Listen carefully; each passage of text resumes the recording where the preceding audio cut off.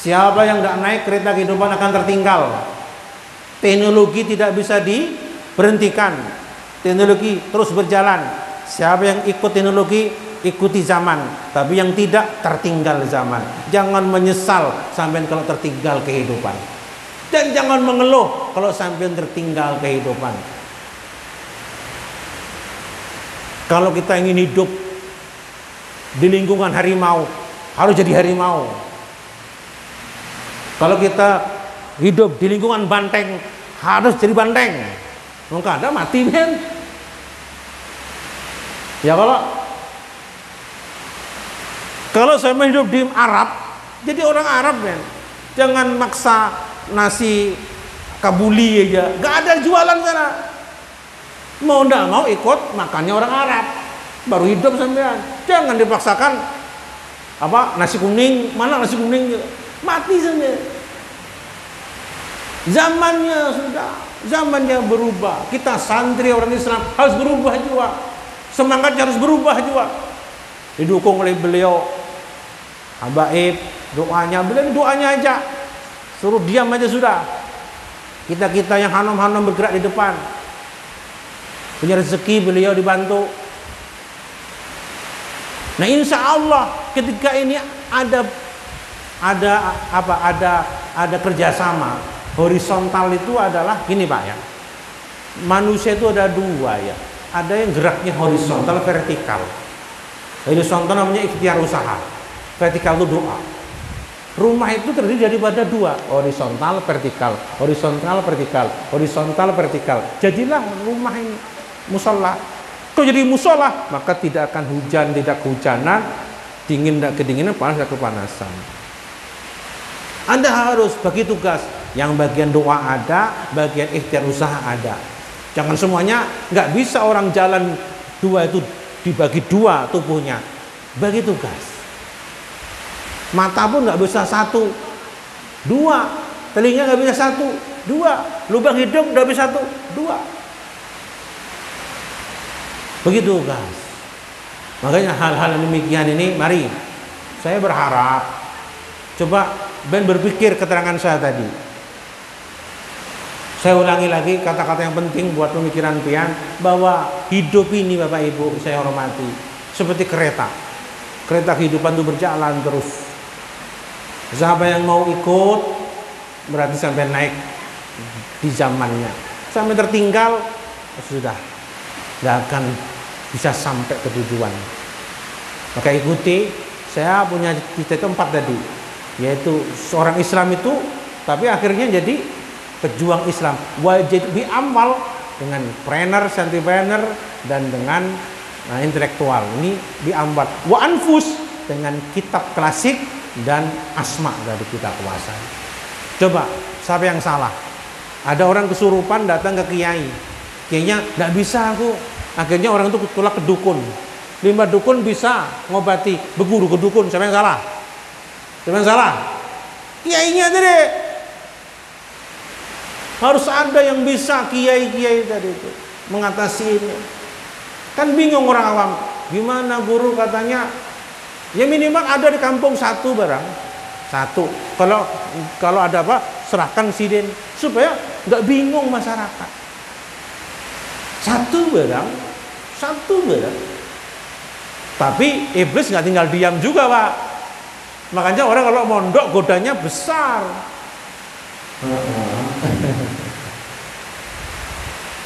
Alla la tanalul ilma illa bisitatin. Jadi itu dengarkan, ada pondokan paham itu. Alla la tanalul ilma illa bisitatin. Kemudian gimana? Ada yang hafal? Allah tanalul ilma illa bisitatin. Ada syaratnya orang untuk ilmu itu 6. Lupa ini. Allah wa anjum beli bibayanin. Jadi syaratnya orang untuk ilmu itu ada 6.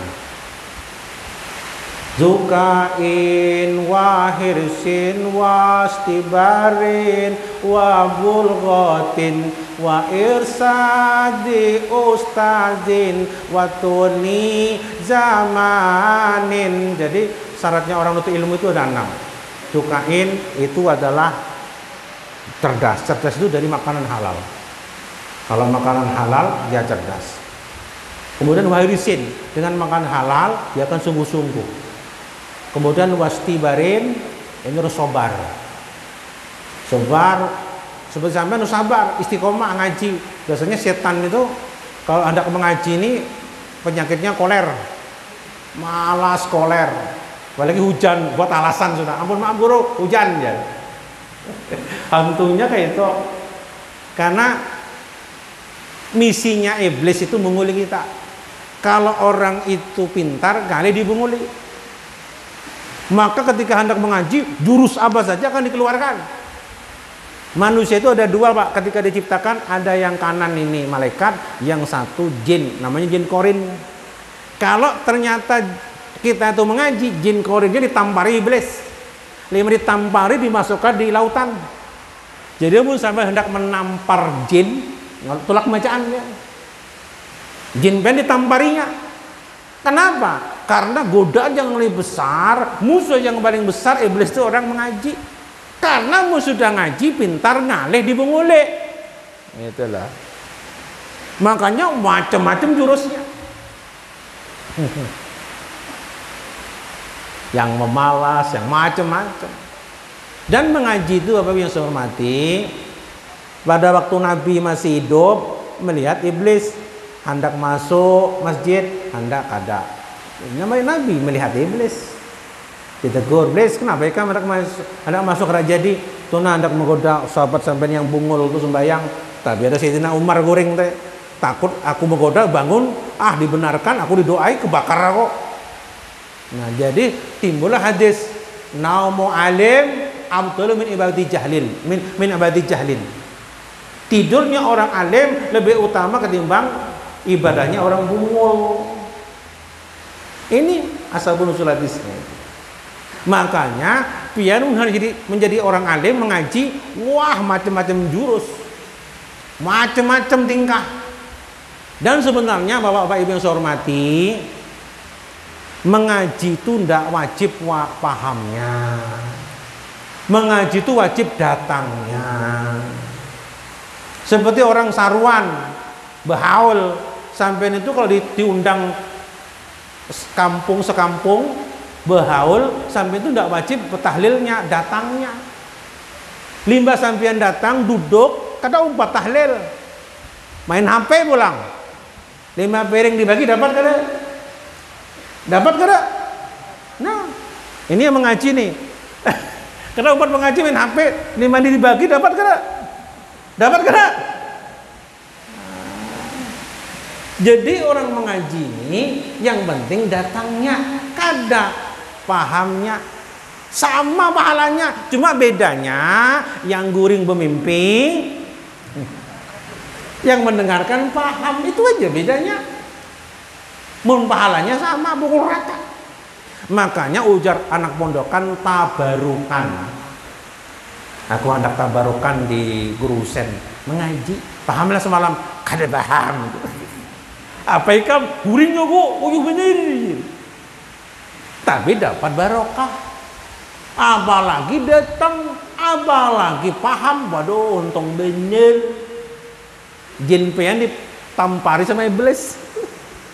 Hendak menampari iblis pian tolak kebajaan.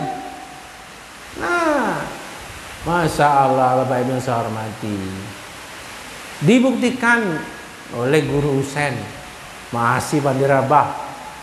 Bayangkan bangun, logika coba, bangun langgar musola ini berapa tahun, masih pulang bangun langgar di sana, orang micih di hutan gitu bisakah? Tak terbukti. Dibuktikan sudah di depan mata. Kenapa? Kada paham. Nah ini nah hebatnya hantu, Pak. Hantu itu Pak, biar gampang gratis masuk surga, kada mengamalkan kita. Biar jauh bebayar, hujan datang juga, maka maksiat. Mau bukti pian? Itulah pembacaan ini. Bayarlah pian. Bayarlah. Kada guru, dapatlah nasi. Dapat guru ya. Dapat kalau kada bayar, dapat nasi, parak juga, gratis juga.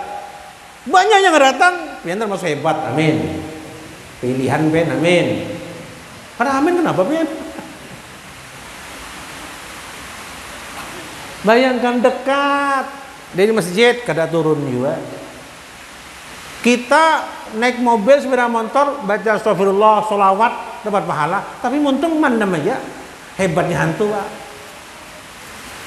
Cari surga itu mudah, gratis, dimanapun bisa. Mandam sallallahu Muhammad surga ya. Tapi apa? Melamun meranyau pulang. Tapi Bapak Ibu yang saya hormati, limbah cari maksiat ada di Banjarmasin. Di apa namanya itu, di jembatan Besit. Semalam abut banget datangan banyak sana. Pertama jembatan Besit, padahal sana laki perempuan campur, bercolek-colekan, berselfie-selfian, berkenalan-kenalan, berpacaran. Biar jauh hujan datang juga. Bensin nyata bang lah, bensin nyata tuh. Di jembatan ditampar orang hakon juga. Hebatnya hantu. Hebatnya hantu. Biar jauh, bayar, sulit dilakukan. Gen besoknya ketahuan berkisah. Semalam aku ke jembatan Basit, biar tampar orang tapi dapat bro. Sombong bener.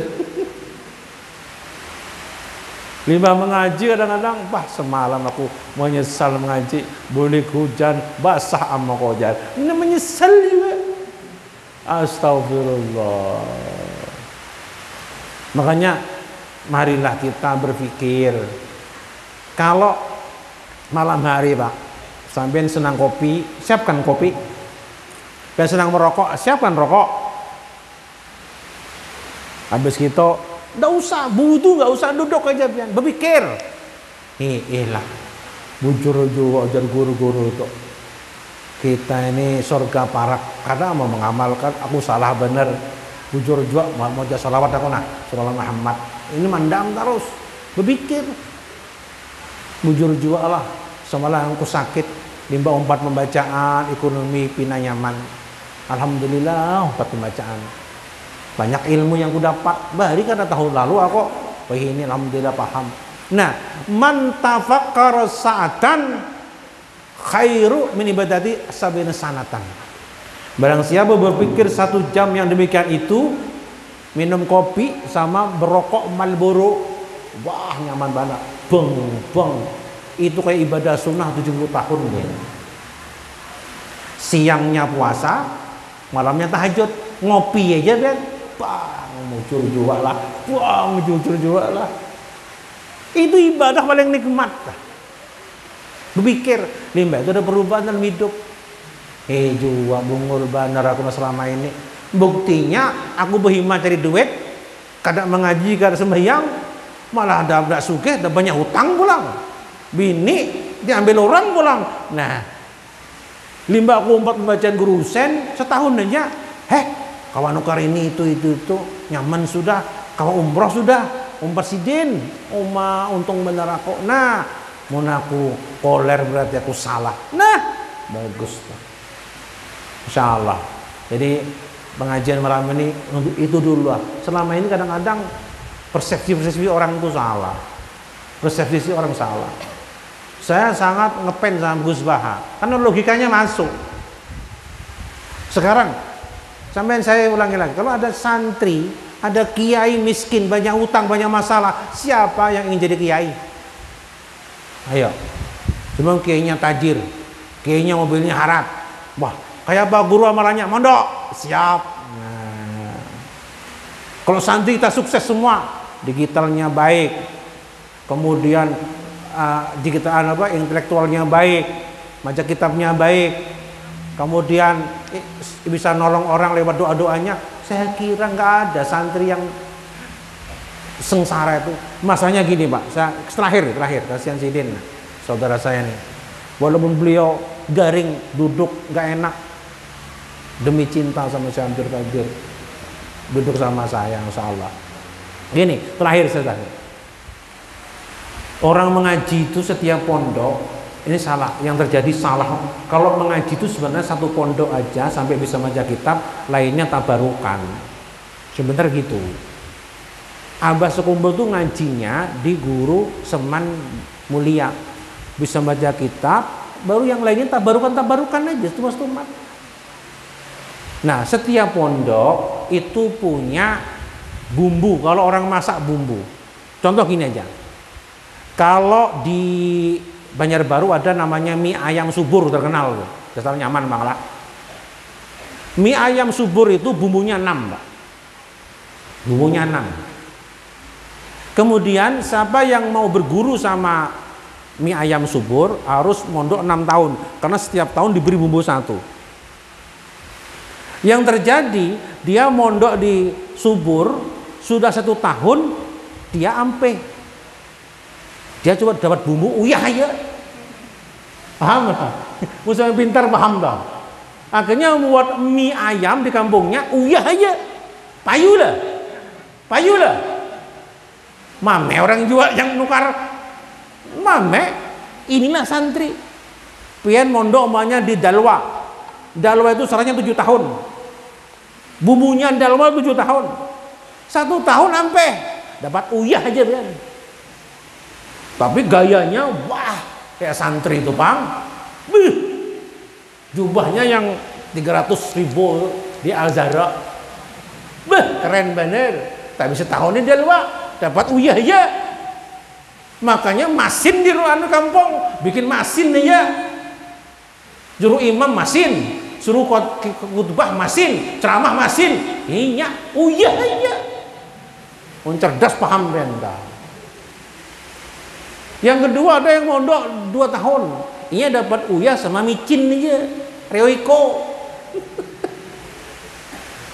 Mondoknya 2 tahun aja dapat roiko sama uyah. Ada yang 3 tahun, iya dapat bawang aja.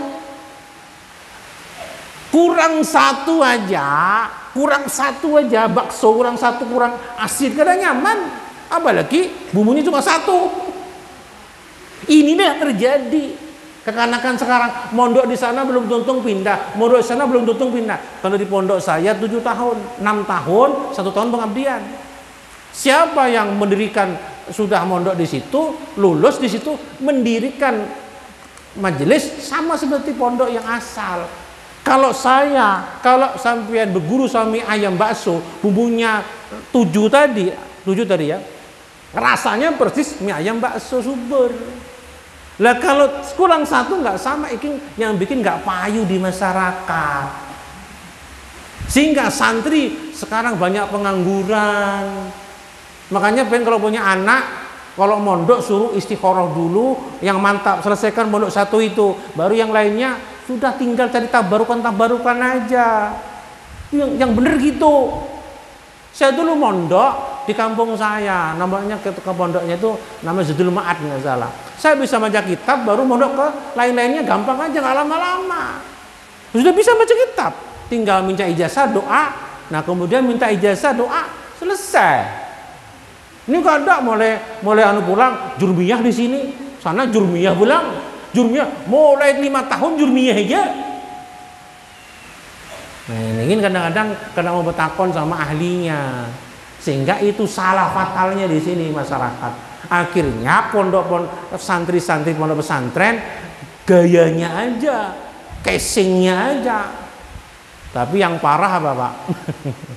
Tapi yang parah, yang uyah tadi bikin masin terus di kampung. Jadi semoga lah pengajian malam ini gemblengan aja sudah.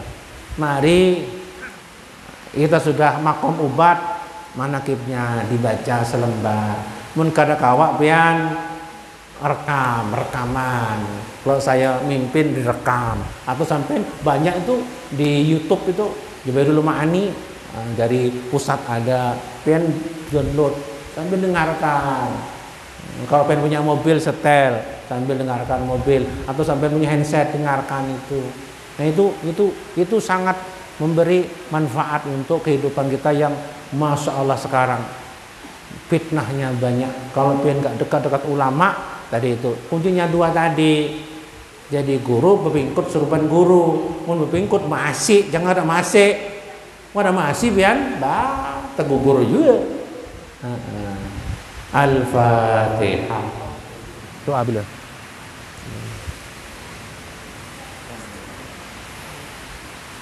Amin amin.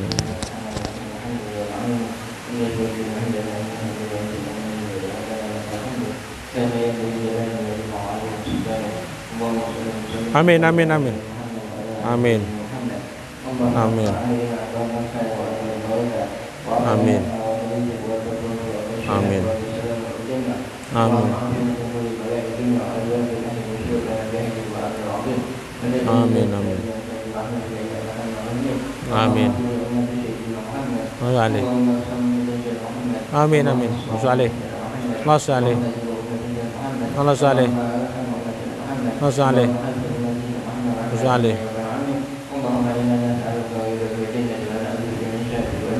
Amin.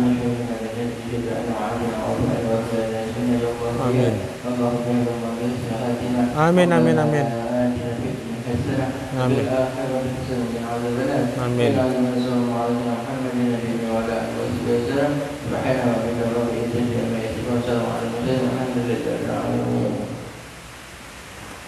Al-Fatihah. A'udzubillahi minasyaitonir rajim. Bismillahirrahmanirrahim. Alhamdulillah rabbil alamin arrahmanir rahim maliki yaumiddin. Iyyaka na'budu wa iyyaka nasta'in ihdinas siratal mustaqim siratal ladzina an'amta 'alaihim ghairil maghdubi 'alaihim waladdallin. Ya Allah, bismillahirrahmanirrahim. Alhamdulillah rabbil alamin. Allahumma shalli ala sayyidina Muhammad wa ala Muhammad. Allahumma salli taubat wal maghfirah wa tawfiq wal hidayah wal istiqamah wa husnul khatimah. Subhana rabbika rabbil izzati amma yasifun wa salamun alal mursalin. Alhamdulillahi rabbil alamin. Taqabbal minkum. Assalamualaikum warahmatullahi wabarakatuh.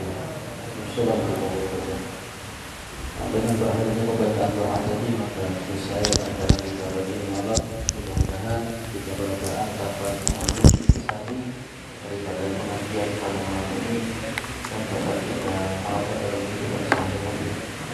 Malam besok adalah dengan pembukaan majelis di Perampang. Pembukaan majelis bulanan di Masjid Perampang yang akan diisi oleh guru kita sambut. Insyaallah ini kalau ada yang mengikuti jalan habis sholat maghrib pokoknya menuju Masjid Perampang pembukaan hadis. Terima kasih. Assalamualaikum warahmatullahi wabarakatuh.